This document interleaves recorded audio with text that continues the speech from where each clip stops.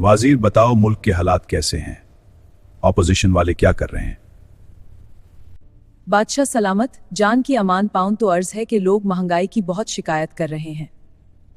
अच्छा वजीर ये बताओ कौन सी चीज सबसे ज्यादा महंगी हो चुकी है और उसका क्या हाल है? बादशाह सलामत, महंगाई तो हर चीज में हो रही है।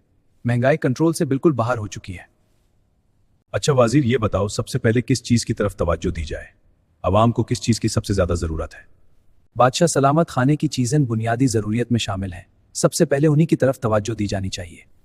वजीर गुलाफ की वर्जी की सूरत में जुर्माना भी होगा और कैद की सजा भी दी जाएगी। बादशाह सलामत की तरफ से ऐलान किया जा रहा है, तमाम दुकानदार हजरात तवज्जो फरमाएं। तमाम चीजें हुकूमत के मुकर्रर रेट पर ही बेची जाएं, वरना बादशाह सलामत फरमा रहे हैं कि वजीर अपने चंद जासूस बाजार में भेजो, दुकानदारों पर नजर रखवाई जाए, कोई खिलाफ वर्जी बर्दाश्त नहीं होनी चाहिए।